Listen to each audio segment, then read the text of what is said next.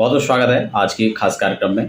पितृपक्ष प्रारंभ हो चुका है, यानी श्राद्ध पक्ष में अब हमें कौन कौन से ऐसे कार्य हैं जो करने चाहिए और कौन कौन से नहीं करने चाहिए। कुछ कार्य ऐसे हैं जो श्राद्ध पक्ष में बिल्कुल भी नहीं करना चाहिए। यूँ तो पितरों की प्रसन्नता के लिए हर व्यक्ति को श्राद्ध के दौरान कुछ खास चीज़ें जो आवश्यक रूप से करनी चाहिए और कुछ खास चीज़ें जिनको अवॉइड करना चाहिए, उस पर ही हम आज छोटी सी चर्चा यहाँ पर करेंगे। श्राद्ध प्रारंभ हो गए, जैसे कि आज यानी 10 तारीख से ही प्रारंभ हुए श्राद्ध, और 25 तारीख तक श्राद्ध रहेगा, 25 को अमावस्या रहेगी। अब उसके बाद नवरात्र शुरू हो जाएंगे, ठीक है ना। अब यहाँ पर कुछ खास चीज़ें हैं, जैसे कि गृह प्रवेश को लेके बात आती है, गृह आरंभ को लेके बात आती है, वाहन हम लोग खरीद रहे हैं, बहुत सारी चीज़ें जो हम इस दौरान हमें करना चाहिए या नहीं करना चाहिए। तो सबसे पहले बात आती है कि श्राद्ध पक्ष में करना क्या क्या चाहिए।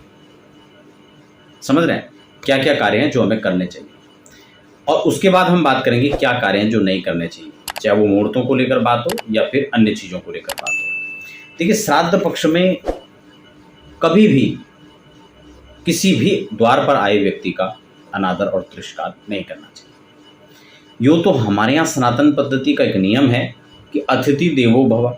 हमारे यहाँ जो कोई भी आता है वो अतिथि है और वो देवता के समान है। लेकिन खासकर पितृपक्ष के दौरान अगर कोई भी, क्योंकि ऐसी भी मान्यता है कि वो पितृ आपके जो है किसी भी रूप में आपके घर पधार सकते हैं,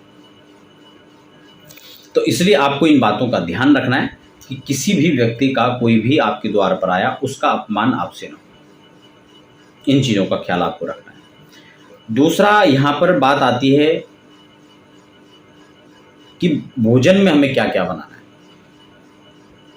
जिस दिन तर्पण है, जिस दिन किसी का श्राद्ध है, उस दिन हमें क्या क्या बनाना है। एक तो उस दिन दूध से निर्मित कोई भी आपको चीज़ बनानी है। खासकर श्राद्ध में लोग खीर ज़्यादा बनाते हैं, क्योंकि उसमें दूध और मीठा दोनों है। तो दूध की बनी हुई कोई भी चीज़ आपको जरूर बनानी है। उसमें प्राचीन समय में जब तर्पण है उनको नैवेद्य की बात आती है, तो वहाँ पर मेवा और या मावा जो होता है, इस प्रकार की चीज़ें वहाँ पर जो हैं प्रयोग में लाई जाती है। अभी भी जब तर्पण होता है तो उसमें सफ़ेद मिठाई यानी दूध से बनी हुई मिठाई का विधान है, तो वहाँ पर बर्फी चलती है। तो ये कुछ खास चीज़ है। दूसरा, हरी सब्जी और उड़द की दाल या उड़द से मिक्स दाल हमें बनानी चाहिए। उसमें क्या है, क्योंकि उड़द मांस से जो उसको मांस कहते हैं, उससे जो संबंधित भोजन है वो प्रेत आदि को जाता है, और देवताओं को हमेशा मीठा पसंद है, और जो पितृ हैं उनके लिए हरी सब्जी का प्रावधान है। इस प्रकार से ये कुछ चीजें हैं जो हमें खास रूप से बनानी चाहिए भोजन के अंदर। फिर बाकी दाल चावल पूड़ी सब्जी जो भी आइटम आपको बनाना हो तो आप अपने हिसाब से बना सकते हैं।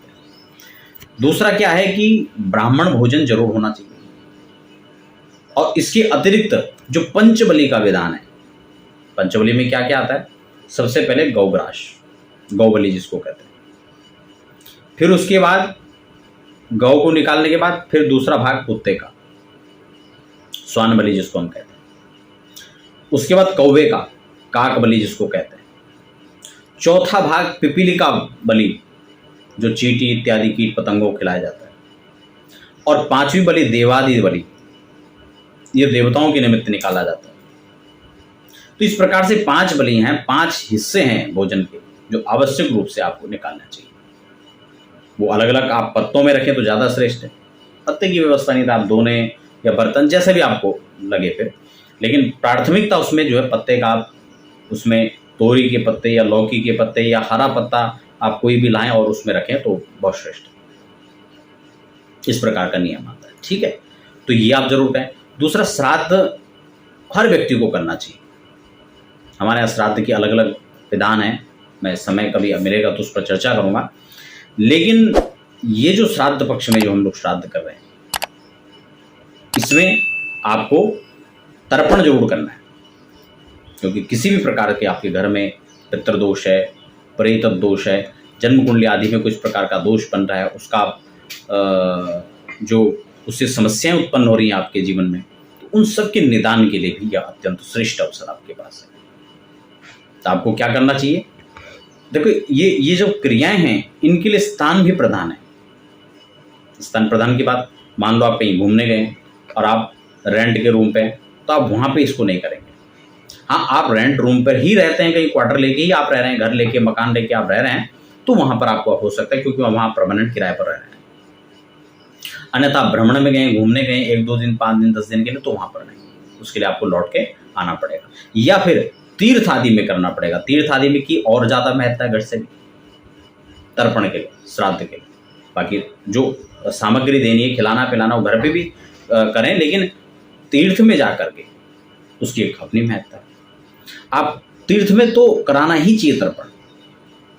आप वहाँ खुद नहीं जा पाए तो किसी को आप हायर करें वहाँ जाने के लिए, या किसी ब्राह्मण को उसका संकल्प दें कि आप हमारे पितरों के निमित्त ऐसा कर दें। तो ये तीर्थ में जो है इसकी बड़ी महत्ता है। आप नहीं जा पा रहे हैं, खासकर 3 जगह का विशेष महत्व है। या तो गया में करें, सबसे श्रेष्ठ है बद्रीनाथ, फिर हरिद्वार में, फिर गया। तीनों जगह आप जो है श्राद्ध और तर्पण का ये प्रावधान है, ये विधि है, तो वहाँ पर स्थानों में कर सकते हैं। दूसरा, यहाँ पर जो है जब जो लोग श्राद्ध कर रहे हैं, तर्पण जिनको करना है, उन लोगों को कुछ खास बातों का ध्यान रखना है।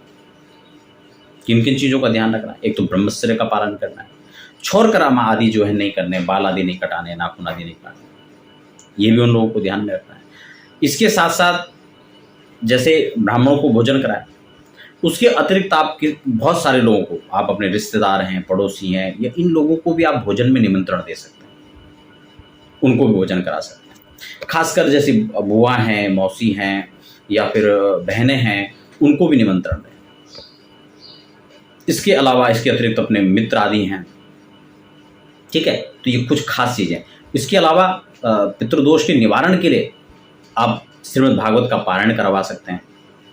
खुद आप सहस्त्र नाम का पाठ करें, ओम नमो भगवते वासुदेवाय, इस मंत्र का आप जप करें। दूसरा और एक खास चीज़ है, आप खास प्रयोजन से क्या ना करें, उसकी बात को बता रहा हूँ। खास प्रयोजन से आपको खरीदारी नहीं करनी है। मान लो आप विवाह आदि के निमित्त स्वर्ण खरीद रहे हैं, वस्त्र आभूषण जो ले रहे हैं, वो आपको श्राद्ध पक्ष में नहीं लेने। उसके अलावा और अन्य चीज़ों की जो सामान्य शॉपिंग है, जो नियमित खरीदारी, वो कर सकते हैं। विशेष पर्पज से खरीदारी नहीं कर सकते, कि वाहन आप खरीद रहे हैं, विशेष अनुष्ठान आप नहीं कर सकते। नवग्रहों का कोई पूजन है वो आप कर सकते हैं। सामान्य जो दैनिक आपके पूजन हैं वो आप कर सकते हैं। कई लोग उसमें भी कहते हैं नहीं, श्राद्ध हैं, करें ना करें, क्यों नहीं करें, करना चाहिए। हाँ, विशेष अनुष्ठान आप नहीं करवा सकते, महामृत्युंजय अनुष्ठान नहीं करवा सकते, चंडी पाठ का अनुष्ठान नहीं करवा सकते, ऐसे अनुष्ठानों को नहीं करना चाहिए। तो बाकी सामान्य जो अनुष्ठान है उनको कर सकते हैं। तो ये जो हमारे श्राद्ध के समय में विशेष गृह प्रवेश है वो नहीं करना चाहिए। भूमि आदि का पूजन है, नया मकान बना रहे हैं, वो भी यहाँ पर अवॉइड करना चाहिए। वास्तु पूजन है, उसको अवॉइड करना चाहिए। चूड़ा कर्म आदि संस्कार तो कुछ होते ही नहीं है, खैर सर। तो ये चीज़ें कुछ खास थी जो आज के कार्यक्रम में हमने चर्चा किया, क्या करना चाहिए और क्या नहीं करना।